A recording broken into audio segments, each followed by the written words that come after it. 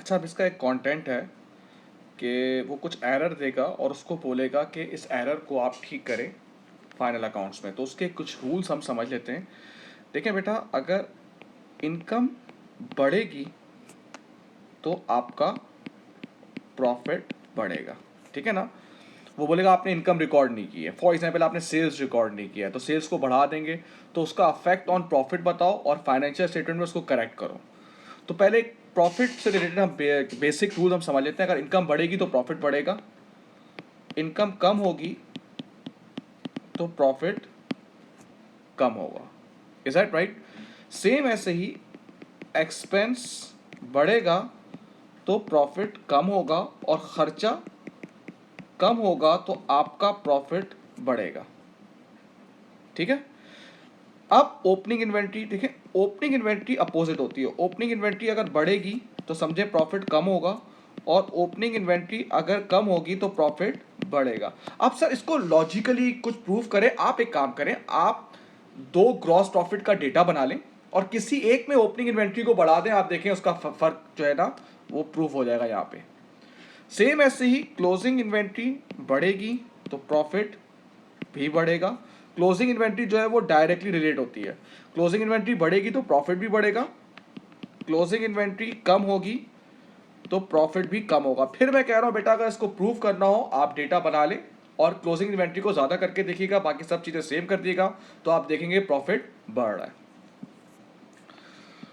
अगर accrued expense record होगा, यानी कि एक्सपेंस बढ़ेगा, अक्रूड एक्सपेंस रिकॉर्ड होगा अगर, तो ये एक्सपेंस को बढ़ा देता है। एक्सपेंस बढ़ेगा तो प्रॉफिट कम होगा।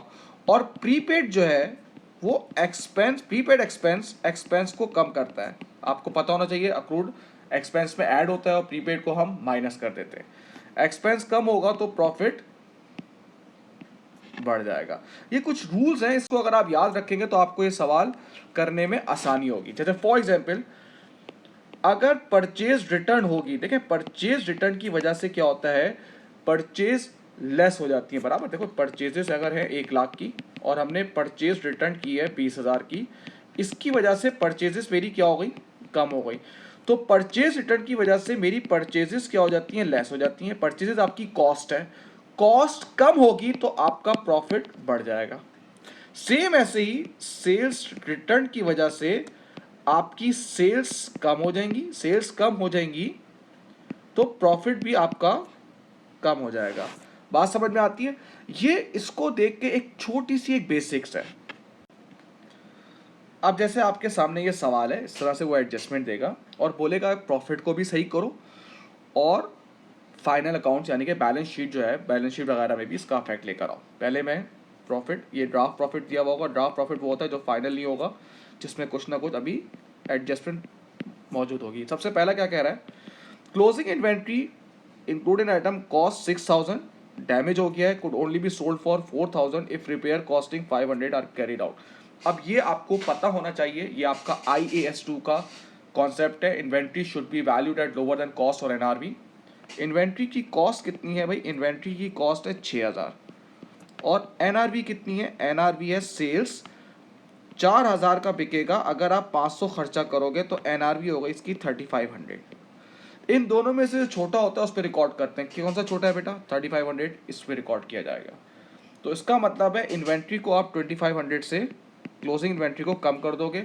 क्लोजिंग इन्वेंट्री कम होगा तो प्रॉफिट भी कम होगा।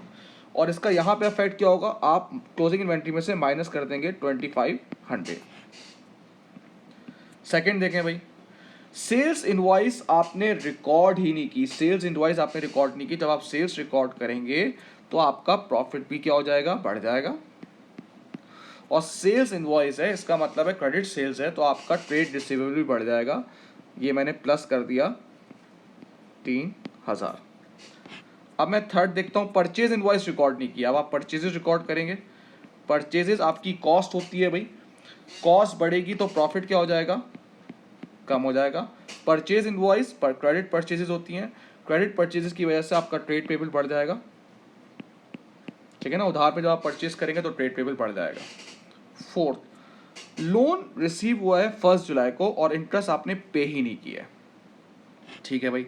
तो इंटरेस्ट आपका एक्सपेंस है, एक्सपेंस रिकॉर्ड होगा तो प्रॉफिट कम हो जाएगा। अब लोन कब रिसीव किया था आपने? जुलाई। ईयर एंड कब हो रहा है? दिसंबर। तो जुलाई से दिसंबर आप देखेंगे तो 6 मंथ्स आएगा। लोन कितना है आपका? 20,000 का 10% इंटरेस्ट है, 6/12। तो ये आपका इंटरेस्ट रिकॉर्ड हो जाएगा 1,000। ठीक है बेटा।